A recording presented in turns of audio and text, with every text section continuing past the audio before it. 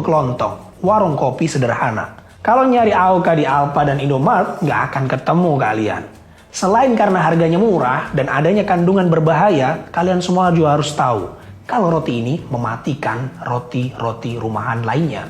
Dan siapa sih sebenarnya di balik roti rumahan ini? Apakah benar roti rakyat yang punya rakyat juga? Berdasarkan laporan majalah Tempo, ternyata kedua produsen roti tersebut berasal dari dua perusahaan yang berbeda dan tidak ada hubungan satu sama yang lainnya. Dan berdasarkan akta perusahaan yang dilihat, AOK diproduksi oleh Indonesia Bakery Family yang berstatus perusahaan penanaman modal asing. Sedangkan OKO diproduksi oleh Abadi Rasa Food selaku perusahaan swasta nasional. Jajaran pengurus Indonesia Bakery Family pun didominasi oleh warga negara asing.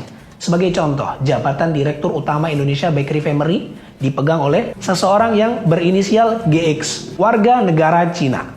Serupa dengan Indonesia Bakery Family, mayoritas saham Abadi Rasa Food dipegang oleh seseorang berinisial WQ, seorang kelahiran Fujian, Cina, yang juga menjabat direktur di perusahaan itu. Waduh, selama ini dikiranya roti rakyat ternyata bukan rakyat biasa.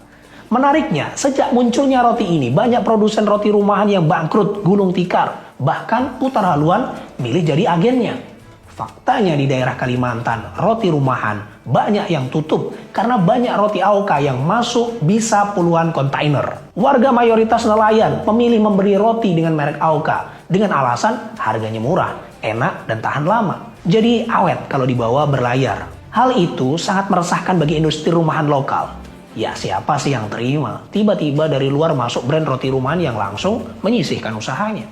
Sebagai warga yang pintar dan budiman, harusnya saat mengkonsumsi makanan, kita juga harus tahu kandungan apa yang terkandung di dalamnya. Kenapa makanan A, B, dan C bisa tahan lama? Apa sebabnya?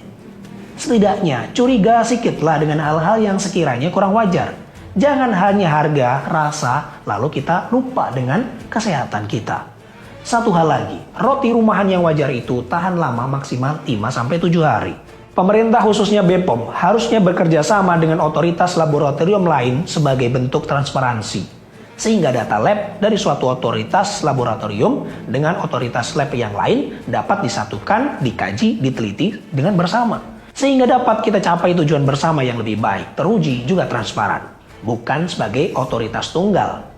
Selain itu, sebaiknya mulai diedukasi pentingnya kalimat teliti sebelum membeli, terutama untuk produk-produk yang dianggap tahan lama atau yang bisa direkayasa agar umurnya bisa lama. Karena kalau di negara maju, yang namanya harga murah itu bukan karena kualitasnya rendah, tapi justru ketika produk makanan yang beredar ternyata usianya lebih dari 1 atau 2 minggu.